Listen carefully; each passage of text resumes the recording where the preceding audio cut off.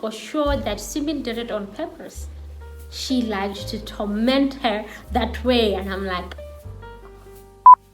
hi, welcome to my YouTube channel. So on today's topic, this is sort of like my passion project, right?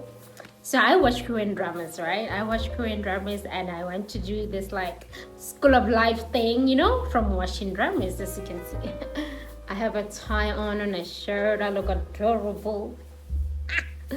Anyway, so on today's topic, we are talking about a drama that just recently that ended yesterday. Yeah, it just ended. The final episode aired yesterday. It's called Marry My Husband. So today I'm going to be talking about a character in that drama called Sumin. Okay, my girl Sumin. So Sumin hates her best friend, right? So Sumin hates her best friend. Her best friend is called Juan. So this drama is a time travel drama. Do I call it that? It's not a time travel drama because she doesn't go between the two timelines. She goes back in time. She goes 10 years back in time. So this is the synopsis of the drama, right? Jiwan, our main character, Sumin is her best friend, and today I'm talking about Sumin, right? So Jiwan, we meet her in episode 1. In episode 1, she has cancer. She's going through chemotherapy. We see her at the hospital, and then her best friend Sumin is there coming to check up on her. After that, she leaves the hospital, right? And people are like, what? And other people who are just like seeing all of this, like, you have a very good friend. She's like, yeah, I have a very good friend. And from very early on, we learned that Jiwan has a terrible husband and a terrible mother-in-law. She is in the hospital alone. No family, no nothing. As for her family, her dad passed away. Her mom ran away with some man. Okay, so it's just her. So that means the only person who is there for her, the only person that she's dependent on is Sumin. Okay, so she's at the hospital, she's getting treatment. Fast forward, she tries to call her husband. She's like, listen, man, at least pay the hospital bill for me. She had been suspecting that her husband was cheating. She even talked to Sumin about it, that I think he's cheating on me. And Sumin is like, what? Don't be too sensitive. I will try to talk to him. He's good to you, ma'am. Ma'am, where? Anyway, so fast forward now, she gets like her treatment, and then she decided to go home to get her husband to pay the hospital bill, right? When she goes home, she finds Sumin and her husband. Sumin has her best friend and her husband, cuddling after being intimate, right? And the little pillow talk. That little pillow talk is about how they're complaining about the fact that she is taking so much time to die. Why won't she die sooner? Why? Because this horrible trash of a husband had taken a life insurance on her, and it covered that when she died. It's one of those life insurances when somebody dies of a disease like cancer, the money is a lot, right? He had secretly insured her so that when she dies, he can get the money. So they're just there giggling and kicking about all of this, the trash husband and her best friend Sumin, right? So she comes in and she hears this conversation, and Sumin is just kicking her best friend, her best friend. Somebody who is like, I'm just glad to have you. Somebody who said something like this. Imagine finding out that your best friend who was just at the hospital with you is the one who your husband is having an affair with. They're kicking and ha-haing about all of this, and she hears that they want her to die sooner because they want insurance. And her best friend Sumin is like, and when she dies, the first thing that we should buy is a house. Meow, that's all. Suppose, allegedly, that's your alleged best friend. Anyway, so she confronts them. They ended up, like pushing her, and she hit her head on a table and she dies. Boom. When she dies, she goes back in time, like 10 years back in time. Now, this whole drama is about her trying to change her destiny, and Mary, my husband, is her trying to like shift her fate to Sumin, So, but today I'm not here to recap the drama. I'm here to talk about Sumin. I'm here to talk about the best friend. Because for me, I've never really had anybody like Sumin in my life. Somebody who secretly hates you and is just happy when you are miserable.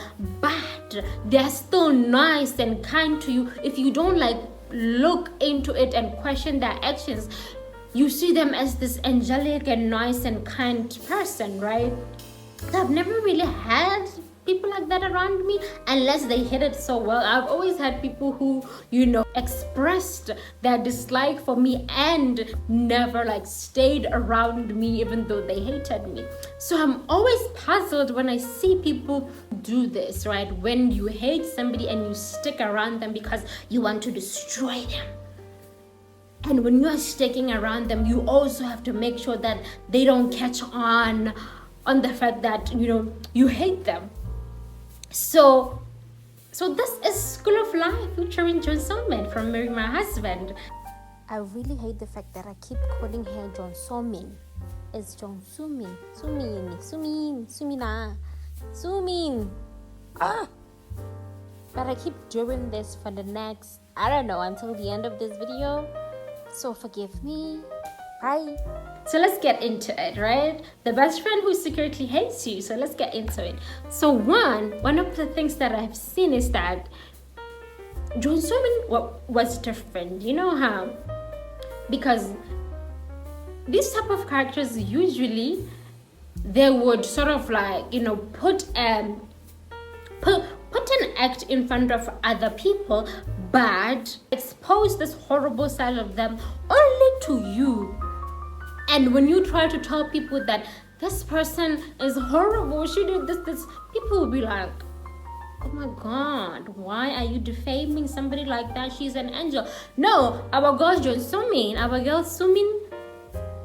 she was consistent. Our girl was the same to everybody, but a villain to her best friend, but she was the same to everybody. Things that she did was one, she isolated Sumin. Somebody who secretly hates you and doesn't want you to succeed, doesn't want you to have, any other relationships outside of them. So she isolated Sumin. How did she isolate her?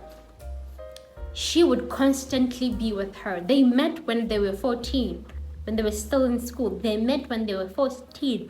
So she would constantly be with her, making sure that nobody else gets closer to her. And when people were interested in Jiwan, she would say all kinds of horrible things about Jiwan. She would say that Jiwan covets and wants everything that she has. So people started to hate Jiwan because of all these things that she was spreading about her. So she isolated her, but as she was isolating her, it means that Sumin also didn't make any other friends besides Jiwan. Even though there were people that she talked to, there were people who she would badmouth Jiwan to so that they could bully her. And Jiwan would be more attached to her, would be more isolated. It's not that they were close to her as she was to Jiwan. And I think it was so funny and ironic, the fact that you are trying to isolate somebody, but you are also isolating yourself in a way, even though for her, she had much more freedom to associate with other people. But she constantly had her attention on Jiwan so that she can make her life a misery, a living hell. So you always have to have your eyes on your target, right? And I was like, oh my goodness. There was a scene where they were just sitting in the break room, you know, at work, where you just sit and eat and just relax during lunch, right? And Sumin was there telling people that, so me and Joanne have been friends ever since we were young. And when we were in university, she went to this university while I went to a community university in a different whole town, right? So I would visit her every weekend. I'd visit her every weekend to see her. And one of the characters was like, maybe that's why she doesn't have any other friends. I was like, damn! Because she isolated her. Juan. So she was trying to bring down Juan by saying Juan is, you know, has no friends. She's so alone. So Sumin just has to come and just save her from this loneliness. And for somebody else to be like, no, maybe she didn't have any friends because you were meeting with her. You were always with her 24/7. The next point that I want to talk about is that I'm just adding into the fact that she isolated her. They built this codependency that was very hard for Juan to break even when she was older. And because she was just codependent on Sumin, I honestly believe that Sumin tormented her by never being there for her when she needed her. Like, you are just so dependent on this person. This person is always there for you, is always around. But when you are in trouble, when you are, you know, in times when you are in need and you actually really need them, they're just not there. They're not there, or they're late. They're not there, or they're gonna come that it will be a bit late for them to actually come to your aid. And I know for sure that Sumin did it on purpose. She liked to torment her that way, and I'm like, oh my goodness, mind-blowing stuff. And another thing is that she isolated Juan, right? She isolated her because imagine if you have a horrible friend, right? Then you make other friends, new friends.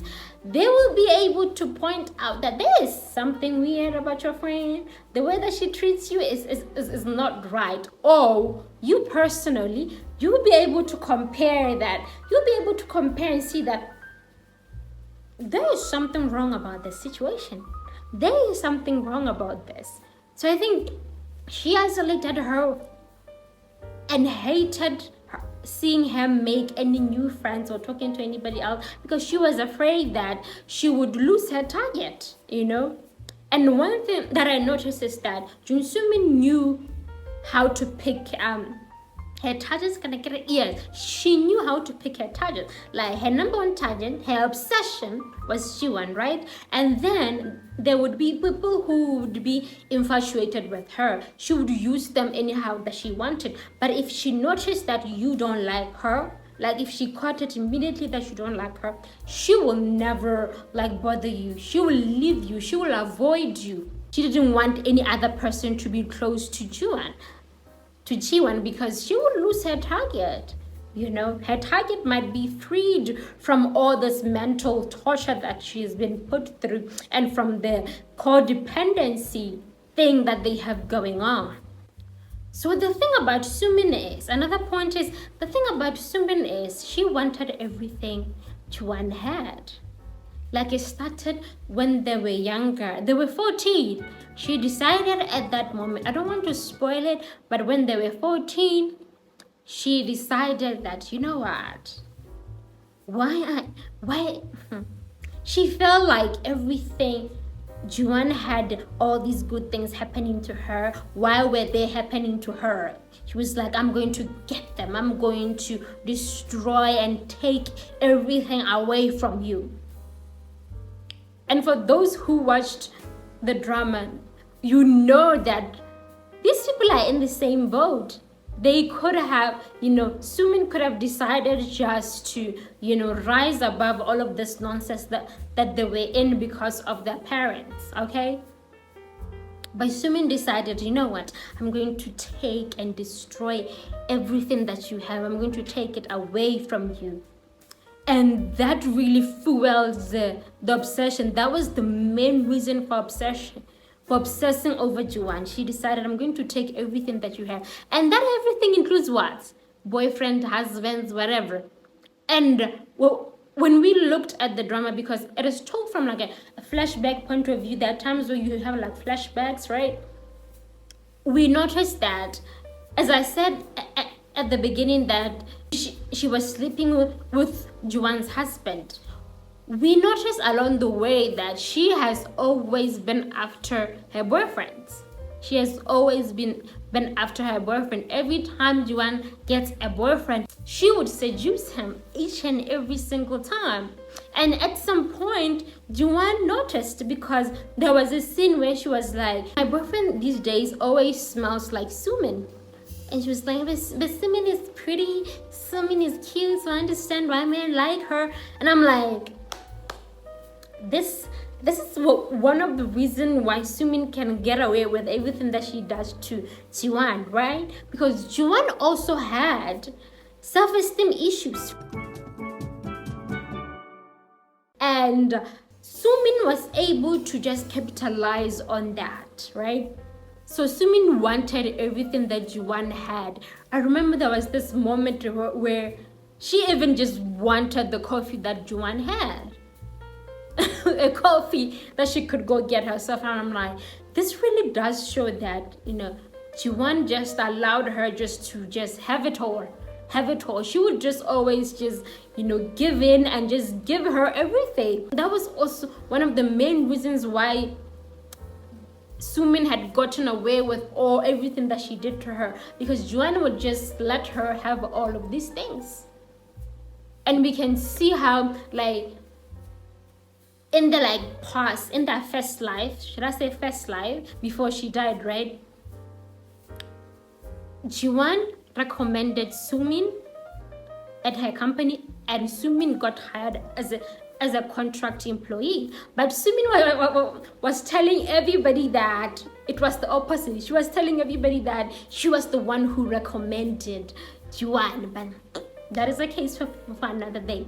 Sumin took Juan's idea and used it to progress and used it to be hired as a permanent employee. How did she do it? Juan's idea was rejected by a trashy and horrible boss who was incompetent, right? And this horrible boss was infatuated with Sumin. So Sumin came to Juan, was like, so this idea that was rejected, can you give it to me? I can just revamp it. I can just, fix what I need to fix. And I presented, that I need to be hired as a permanent employee. Huh, Chuanxi? You know that I have to be hired as an employee. What am I gonna do? She's emotionally blackmailing Juan while actually stealing her idea. And the thing about Sumin is, most of the characters would just steal the document from Juan's computer and just somehow present it. Something like that. No, Sumin actually went to Juan and was like, listen, ma'am, give me your idea and I'm gonna present it and I'm gonna get hired because this man is infatuated with me. Of course, she didn't say it like that. Of course, she had to be slippery like that, right? Like the snake she is. She had to be like, it's hard for me. I want to be hired as a permanent employee. And in their first life, Juan gave her the idea. And she took that idea, she gave it to that man. The very same idea. She didn't change anything. The very same idea that was rejected. She didn't change anything. And what What do you know? Sumin got hired because of that idea. That idea was a success, and Sumin got hired as a permanent hire instead of a contract employee. You see, oh, Sumin was just so slippery, but also Jiwon played a part. It shows you that friends like these ones who hate you, they capitalize on your weaknesses. Jiwon was a pushover. Jiwon always just let Sumin have all of these things. She never stood up for herself. So Sumin capitalized on her weaknesses. So she used Jiwon to succeed. I was just like so amazed, and in the way this girl moved, I was like, oh. And like I'm saying that in the current like drama that is airing, Jiwon is trying to change and get her revenge because these people killed her in her first life, right? So she's trying to change. She's going to refuse to give Sumin her idea in this new life. But I'm more focused on what Sumin used to do or is still trying to do, because a lot of things don't change. It's just that Jiwon now is changed and she's not a pushover anymore. BFF who secretly hates you will always act like they're defending you while they're actually putting you down. Like, like I've said it, like the way Sumin does things, she does things in a roundabout way. Like she would have to just zigzag first before she can hit you. Like there was this scene where they're eating, right? When they're eating, there are four of them. There's Jiwon, there's Sumin, there's Jiwon's boyfriend, the one that, you know, Sumin cheated with, right? Boyfriend who's gonna be the husband, right? And then there's another colleague, right? So Sumin is just getting on the other girl's nerves that you eat so much. You eat a lot. You really do eat a lot. People like me who are picky eaters are in trouble. Then it turns to Jiwon. She turns the whole thing to Jiwon. She's like, oh, I'm such a picky eater. I'm just so in trouble.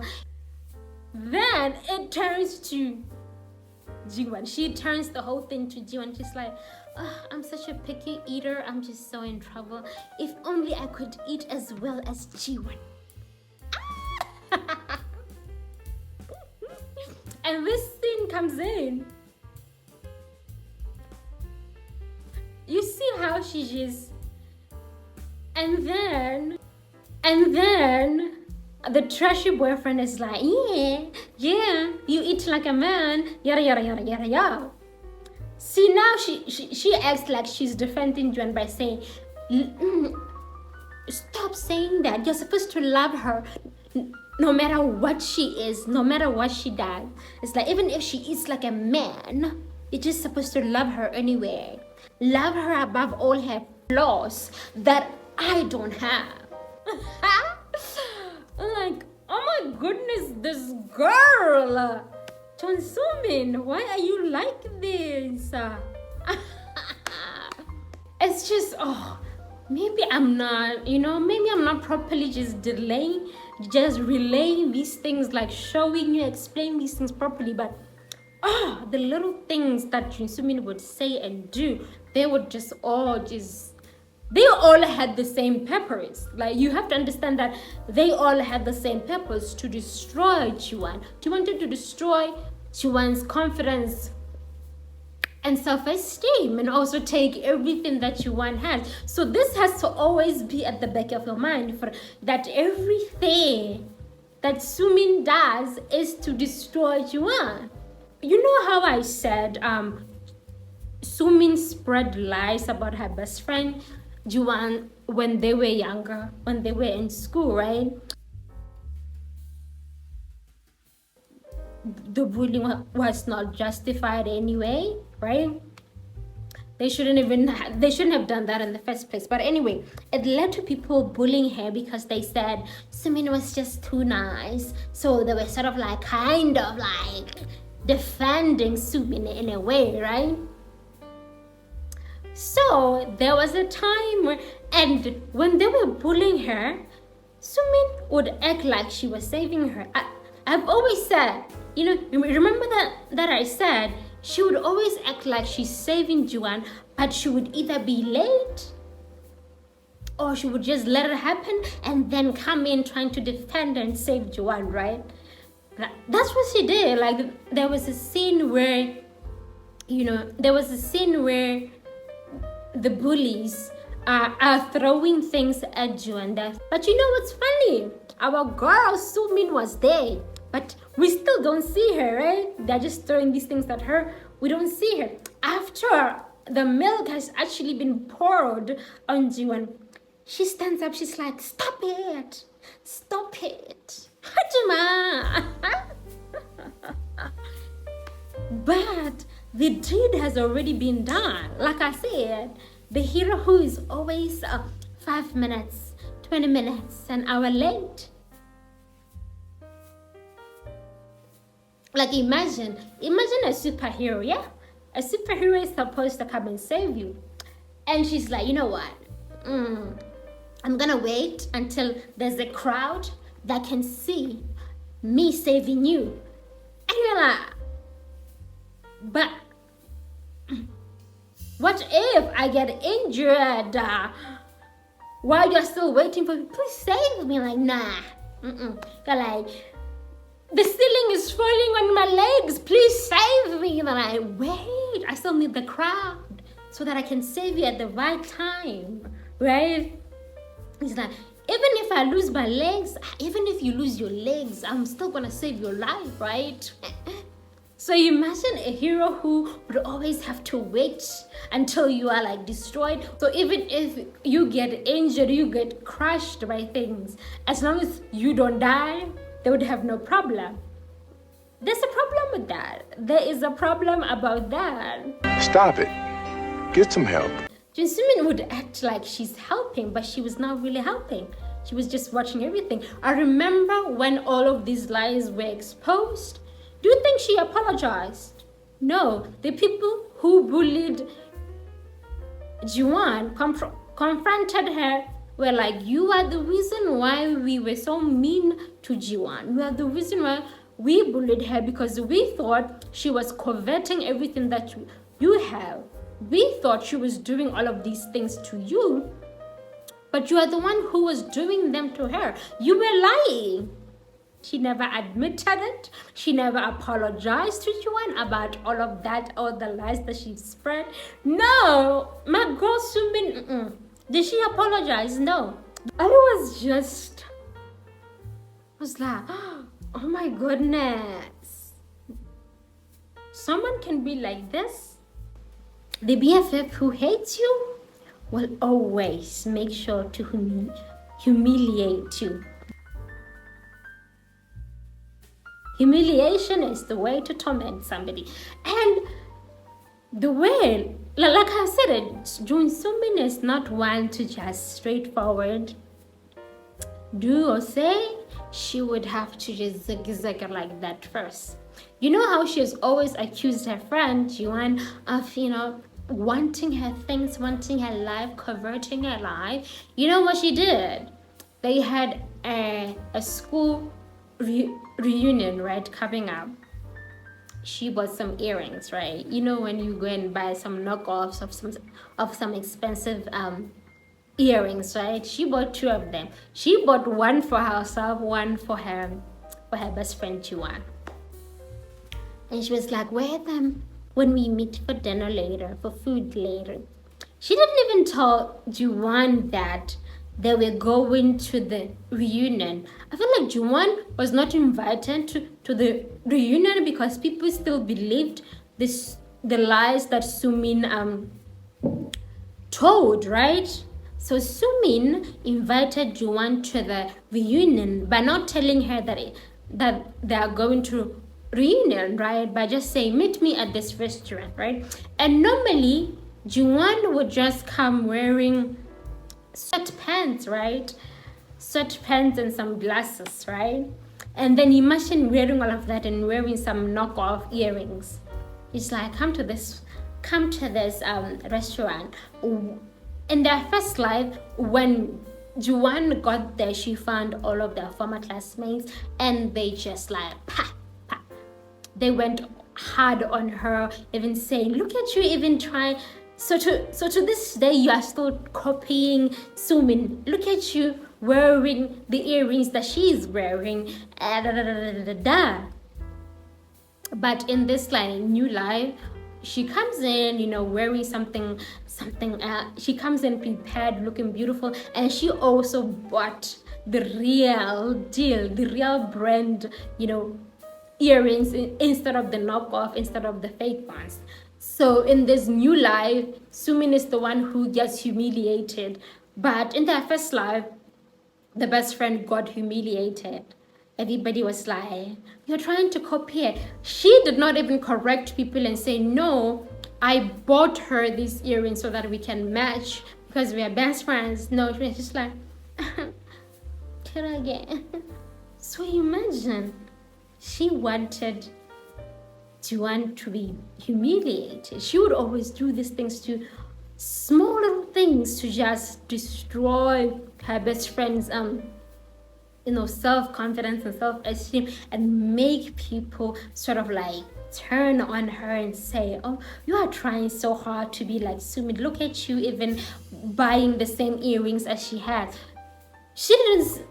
No, she bought them. So in this new life, Juan sort of like exposed the whole thing that she bought me these fake earrings. I ended up getting the real ones, but the fake ones that she bought me, I still have them, and the note, I still have them. So that is when, at that reunion, that is where all of the lies and all the bullies and everybody there got to know that Sumin was the one who lied. But her main thing, humiliation. She always wanted to break and humiliate Jiwan. Oh my goodness. I don't know if I would be able to handle someone like Sumin in real life. Especially somebody who does not just straightforward and say, listen, I hate you, I'm going to destroy you. Of course, along the way in this new life, she did say some things, but in the past she was just living her best life while destroying Jiwan. So what I've learned, what I've seen from the type of character like Sumin is that they never apologize. They have a victim mentality. Everybody and the world is against them. When they see somebody striving and fighting and succeeding at life, they're like, why are all these good things happening to you? I want them. I'm going to get everything that you have. Instead of them striving to get their own things, have their own things, have their own relationships, have their own things there, they want to get to what you have. It's like when people see you happy with your boyfriend, instead of that person say, I want my own boyfriend, I want to be happy now with my own boyfriend. No, instead she's going to say, you are happy with your boyfriend, so happiness, boyfriend, that one. So that means for me to be happy, I have to get your boyfriend. So I'm going to get your boyfriend so that I can be happy. And the mistake that Sumin made was that because she did not vet, she did not care whether this person was a horrible person or not. If that person was dating Jiwan, she was gonna get them. Like, we know that the husband was trash, but the fact that this man was dating Jiwan, she was like, I'm gonna get him. And it was very easy. I'm gonna get him. So that meant that she ended up being stuck with this horrible, trashy boyfriend and ended up even marrying him. And when she saw, I remember when she clearly saw the red flags and the signs that this man might not be as good as I thought, he's trash, to be like, no, No. I'm going to get him. I'm going to seduce him and steal him from G1. I'm going to win. Okay? I won. I'm going to get him. I'm going to marry him. We are going to be happy and G1 is going to be miserable. I'm like, ma'am, delusional much? I'm like, listen, your best friend, G1, who you are trying to steal people and things from, had her own issues, had her own self-esteem issues. So she ended up dating this good-for-nothing man. Now that she's trying to get rid of him, she wants you to take him, and you are going to bite the bait and take him. So because you're just so consumed with destroying somebody, you won't even see the red flags that are there. Because you're like, if Juan has it, that means that I'm just gonna get it to destroy her. I don't care. You end up being blinded by your own obsession. And the thing about Sumin, what I noticed is that her obsession was with Juan. It was with destroying Juan. So she didn't really care about this man. It's not like she was infatuated and like super in love with him. You know, it was just like, because she's Juan's man, it's the man who proposed to Juan, I want him. No matter what, I want him. And I'm like, ma'am, you better be careful. No, I don't know. But I feel like I've been just ranting about Sumin for the past 40 minutes. You know, there are things that don't happen. A lot of things don't happen to me in real life. But, you know, when I see them in Korean dramas, I can just like, it's like my eyes are open to different like point of views. I can see. And I learned so much from Korean dramas, I'm not gonna lie, okay? Like, I remember I used to not understand what a projection means. People would be like, she's just projecting. Like, I thought I got it, but it would just go over my head. Until I would just watch and see the whole thing happen in Korean dramas. I'm like, oh, so that's what they mean when they say somebody's projecting. So, you know what? I always believe that things don't necessarily have to happen to you in order for you to learn from them. You can learn from people's experiences, you can learn from stories, you can learn from fictional stories, you can learn from dramas, you can learn from novels, you can learn from, you know, people's books, people's life stories. So, yeah, so this was School of Life with Marry My Husband, featuring our girl, the most consistent villain from the beginning to the end. Who? Sumin. Sumin. Bye.